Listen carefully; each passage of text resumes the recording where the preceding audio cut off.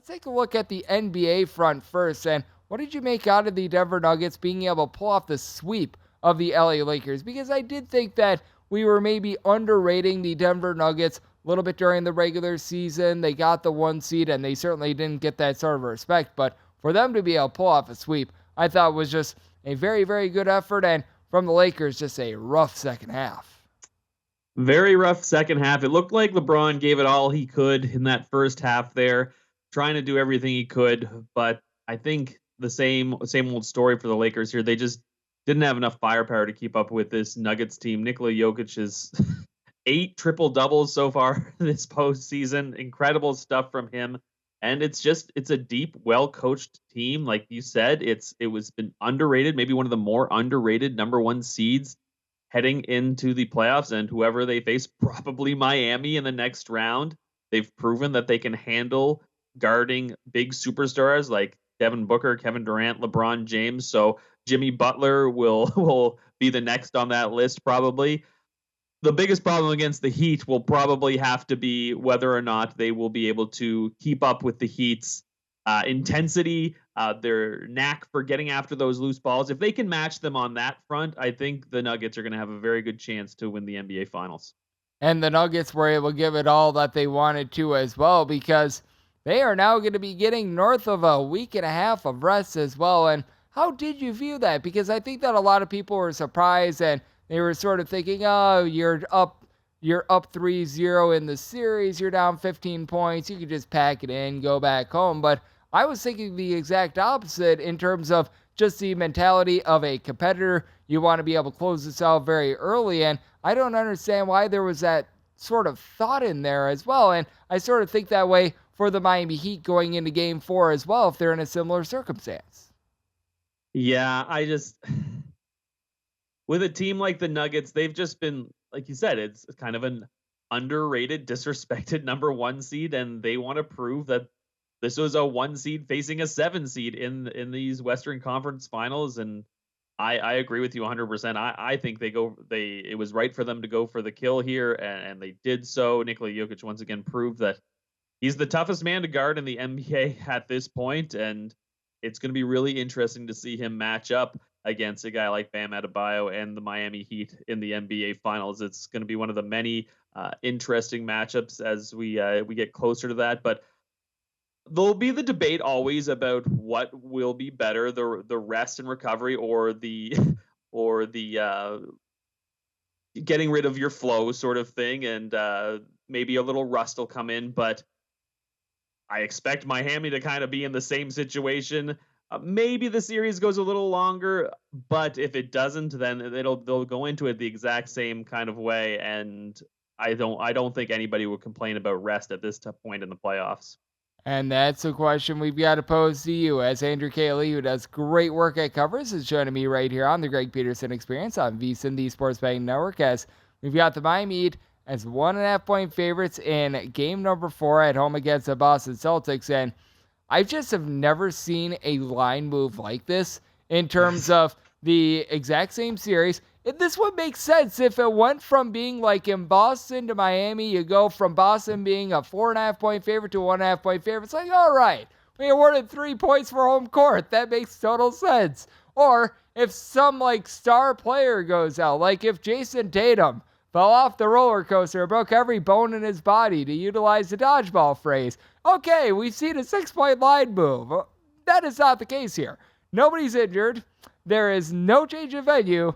We have seen a 6-point line move from what we saw in Game 3, and I don't necessarily think it's too far off. I think it's maybe went a little bit too far, but I think the line that was more off was the 4.5 in Game 3 rather than here, where the Miami Heat are a slim 1.5-point favorite. I couldn't agree with you more there, Greg. You took the words out of my mouth. I don't remember seeing a line move like this between 2 games in the same venue with the same teams. Maybe ever since I've been betting, which is more than a decade now. And like we said, C's were 8.5 and 10-point favorites in games 1 and 2 at home. And then, so the 4.5-point switch kind of makes sense there when you do that shift, but it kind of didn't account for how well the Heat had been playing. So I agree with you. While the Heat have proven that they're going to outdog the Celtics for every ball. They're going to out hustle them. They're definitely in the Celtics' heads right now. I think it might be too much of a swing that I almost have to take the Celtics at +1.5 out of principle in this point. Obviously, a lot of issues for the Celtics still. Can't seem to put together a solid 48 minutes in this series. Lots of mental flubs from them, lots of turnovers. But this is still a talented team that was arguably one of the best in the NBA all season long.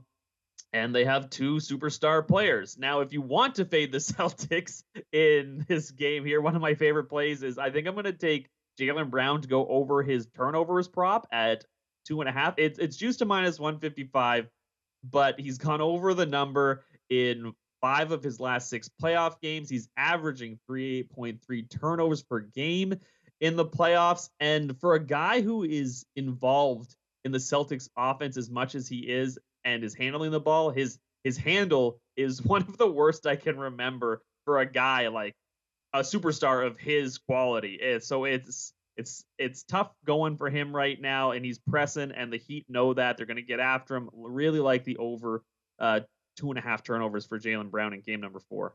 Yeah, it's been a rough postseason for Jaylen Brown, and I know that a lot of people are going to take a look at Game 4 like this with a team down 3-0, and they're going to look to a motivation spot. I'm not sure how you view this, but I think the motivation is going to be there for both teams, and I think that there are very rare circumstances where it's not there because, I mean, these are paid professionals. These are guys that they don't want to be putting out there a bad showing, but for the Boston Celtics, you have to feel like this team is not going to just completely mail it in. They're down 3-0. Everyone's just attacking them in the media. They know they're going to hear about it all off season long if they give up in this game. Meanwhile, for the Miami Heat, I don't think that Eric Spoelstra will let those guys go back into the building if they give away a game.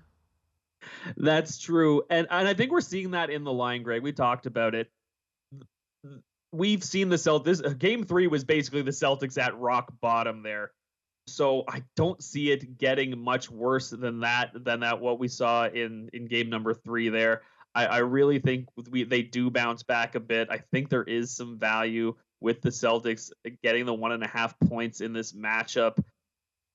They obviously have to do a better job of taking care of the basketball, and they have to, I think, start passing the ball a little better around the perimeter and finding some more open 3-point shots because they've just been forcing up so many bad shots in this series. If they take their time and do what they did all season long, they'll have some opportunities. The Heat have obviously picked up their defensive play, particularly on the 3-point line. They're holding the Celtics less than 30% shooting from 3. But if you attack the Heat the right way, you drive the ball into the paint, kick it out, there will be opportunities for guys to make shots. And like you said, I think that motivation factor is kind of an overrated thing. And I think we're seeing it priced into this line a little bit here. Both teams are going to want to win this game still. They're both professional teams. So like I said, I think there's some value with the Celtics here. Yep, I think so as well. And I do think that for the Boston Celtics, they're going to be able to give a little bit of a better effort as well. And how much you correlate this game a little bit with regards to like a Jimmy Butler point prop. Because one thing that I've been noticing with the Miami Heat, when Jimmy Butler scores 30-plus points, this team has not lost a game all postseason long. And I think that if he goes over his player prop of 27.5, it's doomsday for the Celtics. If he stays under, relatively good opportunity for them. Well, he's been the key to pretty much the entire playoffs for the Heat right now. The offense goes through him. He's an absolute killer. Like, he's got that ice cold blood in his veins. You have to slow him down if you want any shot of winning this basketball game. And the Celtics know that. I don't know if they switch up their defensive tactics here. Maybe Jason Tatum just sticks on him from tip off in this game, and he really gives it all in on that end of the court. And maybe it hurts him on the offensive end of the floor a little bit, putting all that effort in. But they really have to do something here to really limit Jimmy Butler. Go to VSiN.com/subscribe to become a VSiN Pro subscriber today.